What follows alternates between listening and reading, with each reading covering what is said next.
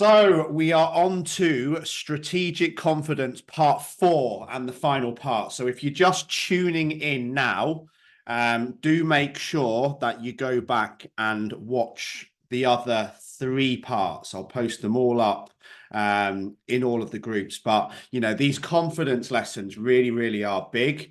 And I think this one is really going to wrap the other 3 up. So it's probably one of the oldest phrases going, right? And I've done a full training on it, and there is also a full book written on it. Okay, a full book on this one line, and that is feel the fear and do it anyway. And every time I'm coming onto these trainings now, you're thinking, why is he talking about fear again? This isn't overcoming fear and procrastination. This is confidence. And if you go back through these trainings, whether it's mastering stress, confidence, overwhelm, anxiety, fear, confidence, self-love, self-worth, letting go, mindset, is everything in between. Every single part of these mindset lessons is completely interlinked. But feeling the fear and doing it anyway is the ultimate and final component of building confidence. And it will either breed your confidence or it will destroy your confidence. Because when you can start to feel the fear and be afraid and be anxious and be stressed and be worried, and irrelevant of whatever the outcomes are of taking the action that you're stressed and worried and anxious about, that is when your confidence will go through the roof. And when you feel like that, and we're going to come on to a task at the end, just do it. When you're stressed, do it. When you're anxious, do it. When you're worried, do it. When you're afraid, do it. Irrelevant of what the potential outcomes are. And we're going to come on to some real world examples here. So there are so many amazing experiences and amazing opportunities that are awaiting every single one of us from this day on and in the rest of our lives. But we have to find the strength to jump feet first into them. And Jess, when I was going to use the example in this, what we talked about this morning. So we've seen photographs now of Jess having a laugh at the Lake District event, jumping in a lake, running 60 kilometers, oh, that would have been good.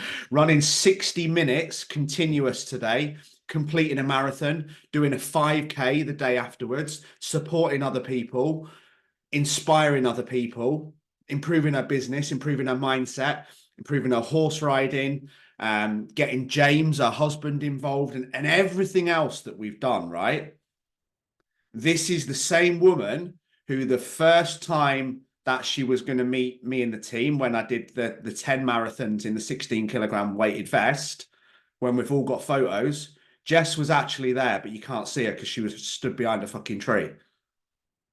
Okay? Didn't even have the confidence to come and say hi to all the people. Fear of being mocked, fear of being judged, fear of being laughed at, fear of not being good enough. So you can see confidence, fear, confidence, fear. Can you see how they're related straight away? Let's turn WhatsApp off. I won't complain, it was Nat. So these fear and these confidence things are completely interlinked, and it's overcoming fear that builds confidence. Like, who felt more confident after the Lake District event? Who felt more confident after Mindset Mastery? Who felt more confident after doing anything that you've become afraid of? So trying new things is hard.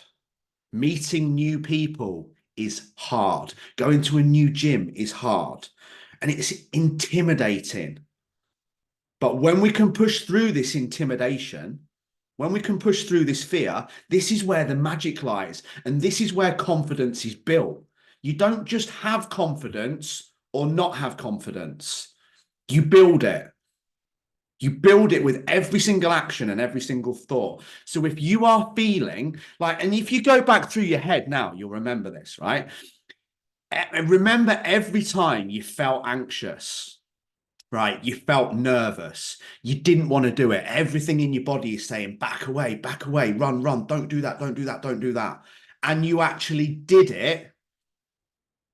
Something great happened because you're moving into a position of growth. And those emotions, you know, the emotions of nerves, of anxiety, of stress, of overwhelm, they are the emotions of growth. And this is where we need to retrain our brain. So we're like, I'm feeling this way. That means that something amazing is about to happen, right? And it even happens to me at this level, right? And I've got myself, you guys remember, like when the way the dates fell, like I'd moved house 2 days, I think, before the Lake District event. So everything was in boxes, everything was all over the shop. And I swear to God, I even remember saying to Nat, I don't want to fucking go. And you guys might be shocked to hear that. I was thinking, I can't think of anything worse than going to the Lake District this weekend. Like I'd allowed all this other stress and anxieties to overwhelm me. And then you're like, no, of course you need to go. Like, forget about that stuff. Forget about this. None of that matters. Just go and do it. And what's the outcome? It's probably the best experience we've had in the entire, I don't know what word I'm looking for, history of Unbreakable, history of coaching. It's like when we got that Lake District Bottoming video, I flat burst into tears just watching it because I was so proud.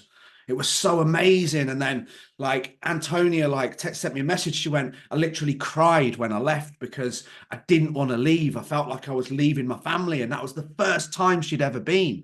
But again, nobody wanted to go. Nobody wanted to get in the fucking lake. Like we don't want to do these things, but when we do them, that's where the magic happens. And I said this on Mindset Mastery, but I want every one of you to know that nothing is impossible if you're just willing to try. And that trying is what builds confidence. Doesn't matter whether you win or lose. Doesn't matter whether people laugh at you or not. If they do good, you found more dickheads you don't need in your life. The right people won't laugh at you. They won't mock you. They won't judge you. They'll say, do you know what? Fair fucking play for standing up and doing that. And then the world's given you a perfect vision. So I did the thing. Okay, that person said, you might have messed up, but well done for trying. Brilliant. You're staying in my life. This person says, haha, I knew you fucking failed, dickhead. I told you you weren't good enough. Fuck off. That person's leaving my life. It's giving you the answers. The world's giving you the answers just by taking these actions. But, you know, just trying builds confidence. Just trying. And you can have an amazing experience. And this is what you need to understand. You can have an amazing experience whether you win or lose, whether you succeed or fail, because it's better to have tried and failed than not tried at all. Even the fact that you tried means you didn't fail, even if you didn't get the outcome you want. Does that make sense? Because you weren't going to try, you were afraid, you overcame the fear, you built courage, you stood up, you did the thing. That's a win. You've done it. Irrelevant of anything else. Like, it doesn't matter the outcome. You did the thing. You found the courage to do the thing. But if you only try when success is guaranteed, if you only ask the boy or girl out when she's going to say yes, if you only go for the job interview when you know you're going to get it, if you only go and talk to the group of people, if you know you're going to be instantly accepted, if you only have the difficult confrontational conversation when you know the outcome's going to go your way, then you'll never have the conversations. And this is what I've talked about it so many times. Paul taught me this. Like, so many people have what we call an inappropriate need for certainty. Like, if you can give me certainty, I'll do this thing. If you tell me she's going to say yes, I'll ask her out. If you tell me he's going to give it to me, I'll ask for the pay rise. If you tell me I'm going to be happy in this new job, I'll quit that one. If you tell me my wife's going to understand, I'll tell her the thing that I've not been talking about for the past 10 years. You know, if I know you're not going to overreact, I'll have the conversation. So, and the only thing I can promise you guys in life, right? The only thing I can promise you is that there will always be uncertainty. So if you have an inappropriate need for certainty, you're fucked. Because you will never do the thing, because nothing is ever going to be certain. No house is ever going to be certain. No job, no relationship, nothing. We get the biggest shocks at the biggest times, don't we? But having this inappropriate need for certainty will destroy your confidence. It won't build it. It will destroy it. Because if you're only ever gonna, I don't know why, I think I've got a thing about asking girls out at the moment. Maybe I just need to find the balls to do it. But if I'm only going to ask the girl out, if I'm guaranteed she's going to say yes, well, I'm never going to ask the fucking girl out. So I'll fail, I'll lose, I'll be lonely forever. If I never ask for the pay rise because I don't know whether the boss is going to say yes or not or overreact, then I'm going to stay on the same wage forever. If I'm never willing to go for the new job interview and go out of my comfort zone, then I'm going to stay in this forever. So having this need for certainty to take the action is destroying your confidence. So sometimes here, you know, when we've talked about rather than, you know, you can't be fearless. Going off on a tangent here. I haven't even looked at my notes yet. So we talk about being fearless, right? I wish I could be fearless. Well, you can't. Okay. But what actually is fear? Is it real? No, it's not. If I ask the girl out, is there a chance I'm going to die or get seriously injured? No. If I go for the job interview, is there a chance I'm going to die or get seriously injured? No, it's not fear. And you can't be fearless because fear can't exist without courage. So what fear actually is, mic drop, is a lack of courage. So we're not afraid and we can't be fearless. We just have a lack of courage. And we need to work on building courage, because all we need to do to build that courage and to build that confidence is to give it a go and try your best. If you give it a go, if you run for 1 minute yesterday, that's better than not going for a run at all. That's still a win. You built your confidence. Great, tick it off. Tomorrow, do 2 minutes and put the steps together. But again, a phrase that I wrote down here that I love is so what? Start to ask yourself that question. We talked yesterday about questions being the steering wheel of the mind. Do it and feel silly. So what? Girl says no. So what? Don't get the job interview. So what? Don't get the pay rise. So what? Don't complete the marathons. So what? What is it? What's the big thing that's going to happen if you don't do it that's going to hold you back from doing it? Nothing. Nothing happens. It's not even real. So what's the worst case scenario? What is it that we're so afraid of? What is it that's holding us back? Actually, when we control this mind management, there's nothing there. Because the reality is, and Stacey's just said that about the certainty. Like, the reality is the opposite. So I'll try the new thing if I know I'm going to succeed. Well, the fact that you're trying a new thing says you're going to be pretty shit at it to start with. If you're asking a question for the first time, you're going to be nervous. If you're doing something new, you're going to be. Why would you be anything else? Why would you be doing something new and be confident the first time you tried it? You've never fucking done it before. And I'll come on to some really great examples here. But, you know, there's a high chance if you're trying something new that you're going to mess up the first time and the second time and the third time and the fourth time and the fifth time. There's a high chance, there's an almost certain chance, even though we can't have certainty, that you're going to feel awkward, uncomfortable, anxious, and stressed because it's new. And we're going to a new school. Like, again, I was probably quite lucky in hindsight, no matter how difficult it was at the time, that I had to move schools quite a few times because I had to go through that really awkward situation, but probably built me as an individual in some way, shape, or form. So, you know, even if you try something new and you mess up, that's how you learn. You get back up and you try again and you get stronger. That's what builds your confidence. Trying, failing, learning, getting back up, trying again. That breeds confidence. Not trying destroys confidence. So every time we want to do something and we don't take the action because we're afraid of the outcome, or we don't think we're good enough, clever enough, strong enough, or any of the other stupid stories we all tell ourselves, every time you do that, you get weaker. Every time you bottle it, you get weaker. Every time you don't have the conversation. So think of your confidence as a ladder, right? Asked her out. She said, no, it doesn't matter. Still went up one. Asked her out. She said, no, it doesn't matter. Still went up one.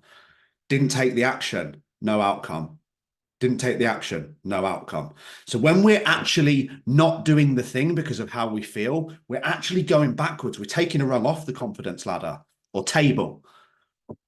Whereas when we do the action, irrelevant of the outcome, we're putting another leg on the table. Not sure what that was. Or we're putting another rung on the ladder of confidence. So you have to be, and James Smith taught me this. I think it might even be in the book that you got, Jan. The signed copy. Jan's got a signed copy of How to Be Confident by James Smith. Just needs to change the name to Jan, not Lee. But James talks about confidence, and he talks about confidence being, what does he say? Confidence is your relationship with failure, not your relationship with success. So we always see confident people, successful people are confident, or confident people are successful, when it's actually the opposite. It's your relationship with failure and not giving up. And the story that he uses in the book is he used to work in a shop. And this is James Smith, the multi-million-dollar PT, Times best-selling author, and everything in between, who's also just released that drink, Neutronic, with Chris Wills. Very intelligent guy, very wealthy guy, who not so long ago, when he told this story, worked for Love Film. Now, I don't know if anyone remembers Love Film, but it was the company that tried to take on Blockbuster, and you basically ordered your DVDs. Do you remember? And they came in the post, and then you watched the DVDs and then you posted them back, so you didn't have to go to the shop. Well, he worked in a shopping center for Love Film, trying to get people to sign up. I think you paid a subscription. And look at where he is now. But he built confidence. And when he was telling the story, he said, I didn't build confidence I tried to sell Love Film to everyone, and they all went, yes, brilliant, where do I sign? He said, I built confidence and I was successful because the person on the left of me was only willing to be told no, fuck off 10 times by irritated people who were interrupting whilst they were shopping. Whereas I was willing to be told no 80 times if it still meant that I got 1 out of 80. So it wasn't the one success that built his confidence. Does that make sense? It was being able to handle the failure and not get down. Being able to handle the failure and not give up. So, and if you can't handle failure, then you won't ever build confidence. And like I said, how many times have you guys, drop me a yes, how many times have you dreaded doing something? You dreaded going on the night out, you dreaded going to the wedding, you dreaded the event, you dreaded the conversation. You literally got this thing and you're like, oh God, no, please. And just anything happens so I don't have to do it. And then you went because you had to. And then the next day you're like, actually, you know what? It wasn't so bad, actually. Actually, do you know what? I actually fucking enjoyed myself. Oh, actually, do you know what? Those Unbreakables at the Lake District, they're actually a fucking decent bunch of people. It's right what Lee says. They are all really friendly. They are all really supportive. Fucking hell, within 8 hours, they're my family and I didn't want to leave. But all just from overcoming that one thing. So, I'm loving these journaled questions that I'm doing in these new trainings. So if we're thinking like, how many times have we dreaded something and it actually turned out okay? Right. So again, that's real evidence, right? I was dreading that. I found the confidence to do it. Actually, it was okay, maybe even fun. So, this is a great example for me, and I'm devastated about both of these things because they're both heroes of mine. What would you not have today if you hadn't been willing to try? Well, none of you would probably be here listening to this if you hadn't been willing to overcome fear. Think about what you wouldn't have. Most of you wouldn't have your husbands and wives if you hadn't probably overcome the fear of some form of the relationship. So think about what you wouldn't have if you hadn't have overcome fear. And two things for me, these two things wound me to this day, right? When I was proofreading my book, I'm like, I can't do this in England. I can't do it. There's pages and pages and pages. I needed to read it all. I needed to check it. I was make sure I was happy with it. So I booked a hotel in Tenerife with Nat. It's Nat's birthday as well. It was in November. It wasn't even very warm. And we got a flight over and we arrived in the hotel just to chill out for a week and proofread the book. Anyway, lo and beholds to me, beholds, don't even know what that word is. So I go down to the gym, I have my espresso, and I'm like, what is that noise? I can hear all this like noise and it's really loudly. And I look down the corridor, right? And Tyson Fury is using one of the baggage things that the concierges use to take your luggage to your room as a skateboard. He's got a bottle of wine in his hand. Paris and all the kids are going fucking mental. And I'm like, oh my God, that's Tyson Fury. That's Tyson Fury. Like, and I'm like, I'm not gonna ask him now because like he's quite drunk and he's having quite a good time and I might upset him. So I'm just gonna leave that. Anyway, next day we're down at breakfast. Different Tyson. He's clearly had a massive bollocking. He's kind of sat there, head down. He's being very well behaved. And you know, like everything in my body saying, I want a photo with him. It's like one of my fucking heroes. Like, and I just didn't do it. And if you think, why? Like, it wouldn't even have been rude. I could have just waited and gone, "Hi, Tyson. Like, I didn't want to interrupt you when you were having your breakfast because it's a bit intrusive. But you know, I'm a big fan. Would it be cool to have a photo?" And I'd have that photo now. And the same thing happened with Terry Hollands in the Jury's Inn in Sheffield. I had a DJ gig and I was staying there. I'm like, why didn't you just ask it? I'm like, no, Terry Hollands is here. He's literally sat like you guys will know him from Britain's World's Strongest Man. I'm like, he's literally sat like 4 meters. She's like, why are you asking for? Oh no, I can't ask him for a photo.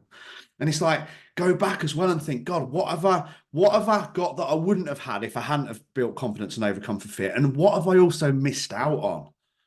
Because I didn't just find the confidence to ask that question. So there will never be a perfect time and you will never be guaranteed success. You know, he might well have turned around and gone, no, fuck off, or I'm going to floor you now, you little squirt. But there it is, you know. Tangent, I'll tell you another funny story from that holiday. So we sat having breakfast and this waiter comes over and he's looking at Nat's shoulders and he's looking at her biceps and he's saying to her, do you work out? And I'm like thinking, of course she works out, you fucking idiot. Anyway, she's like, yeah. He's chatting to her, what do you do in that? What do you do? And he turns around to me and he says, do you work out as well? I'm like, I've literally just been ruined by a waiter who thinks that my then missus has got bigger muscles than me. So anyway, another random story, but so new places and new people, I think also are what breed confidence because we don't need confidence when we're familiar, do we? We don't need confidence when we're safe. We don't need confidence when we're comfortable. And I think this is, again, just proved by the event. New people and new experiences, I think, are what breeds confidence. Yet they're the thing we want confidence, but we avoid those things because they don't make us feel comfortable. So for me, I think the more we can make an effort to experience new things, experience new people, and understand whether the situation goes good or bad, that our confidence will always grow because we've still had the experience. So again, we're breeding back into the other trainings. Focus on the journey, not the outcome. Focus on the process, not the prize. Doing the thing, not what the outcome is. But, you know, overall, in us experiencing these new things in whatever context or trying these new things or stepping out of our comfort zone and, you know, going for the job, Carl Apps, then, don't ever let a fear of failure or a fear of not winning or a fear of being mocked or being judged or being laughed at, don't ever let that destroy your dreams. Because like I said, in order to succeed in life, you need to be around the right people. We know this, our circle and our peer group is paramount. So if we are around people that mock us and judge us for trying new things, as I said, we've just realized that we need to change our peer group as well as trying new things. But just be brave. Just ignore that voice in your head. Just ignore it. And just remember these words. And like the book was called, feel the fear and do it anyway. And if you are ever worried in certain situations, like again, ask yourself that question. Like, why do you care so much what other people think? Like, what is the difference whether they celebrate you or mock you? Doesn't really make any difference. But we have to not avoid these challenges because challenges are what builds confidence. So if we keep thinking, and this is a big one with some people, and if this triggers you a little bit, then it will only because it's true. The reality is most things that build confidence are hard, tough, uncomfortable, difficult. So we're built for survival. So we avoid hard. We avoid discomfort. We like to stay safe. We like to stay comfortable. But we have to stop avoiding hard. We have to stop avoiding things that we think we can't do. We have to stop avoiding things like hands up if you ever thought, I can't do that, it's too tough. Like, it's not too tough. That's just your head. Because all the great things that you've come through were hard. But you persisted. Think of these, right? Type me in the box now. One thing that were really, really, really, really hard, and you now do them without even thinking about it. I've got 3 that came to my mind straight off the bat. Number 1, learning to walk. Number 2, learning to ride a bike. Number 3, learning to drive a car. Every single one of them. Think as a child. How many times does a child try to crawl and walk and stand up and it falls over, and it does it time and time and time and time again until eventually we just walk without even thinking about it? Think about the first time you tried to ride a bike when you've got fucking, can't even ride a bike with stabilizers, could you? You couldn't even get on it. And then when you get on a balance bike, Logan's got a balance bike, but they didn't exist back then. So you had to get on a proper bike, and then you fall off, and then you graze your knees, and you can't, oh, I'm never going to be able to do it. I'm never going to be able to do it. And now every single one of us, having not even probably ridden a bike for, well, I haven't for, can't even remember the last time I rode a bike.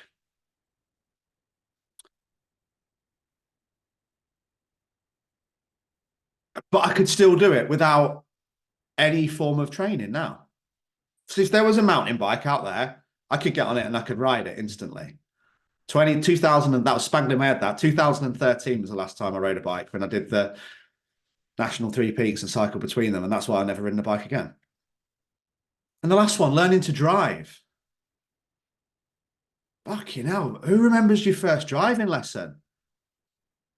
Sweating, shaking, stalling it, and then it's hard work, and then you get everything wrong, and all of a sudden it's like, well, who even thinks about driving? Half the time you get back on your drive, don't you? And you've not even remembered driving home. It's become that autopilot.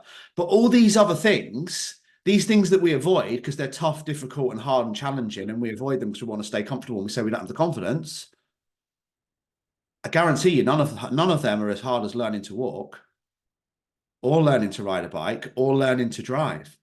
But what happened? You persisted.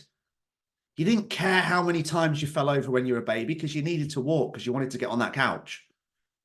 You didn't care how many times you fell off your bike because all the other kids had bikes and you wanted to ride with them and it was fun. You didn't care how many times you failed your driving test because you needed to have a car to get to work, and so on and so on and so on. But you persisted and you persisted. And now this thing that was impossible, you do it without even thinking about it. So today's task, I want you to think of those. I want you to think of 3 things that you're avoiding. Might be a difficult conversation with your boss or partner. Might be increasing your prices, Jessica Corton.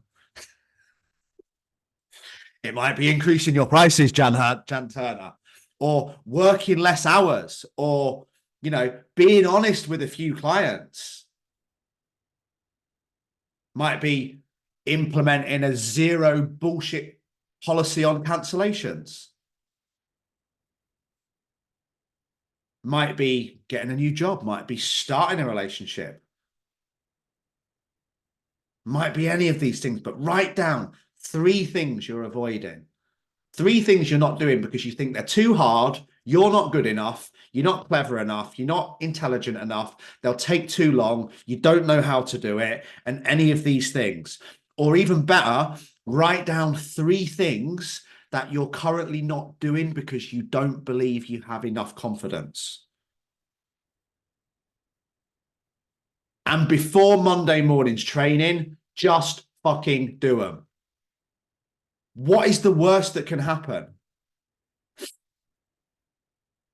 And even if it is a bad outcome, you'll be able to rectify it. It won't last forever. But I believe, and I know this to be true, and I learned this from other people who are further along the road than me. Like, I believe every single one of you, some of you have achieved more than me, but every single one of you can achieve anything that I have and more, because we're all as one. We're just the same. We're just humans. And if we can just detach ourselves from the outcome and focus on just doing what we need to do to move forwards, irrelevant of what happens, that is how you will build confidence, by focusing on the action, by focusing on the process, by focusing on the journey, by being proud of yourself for doing the thing, irrelevant of what happened.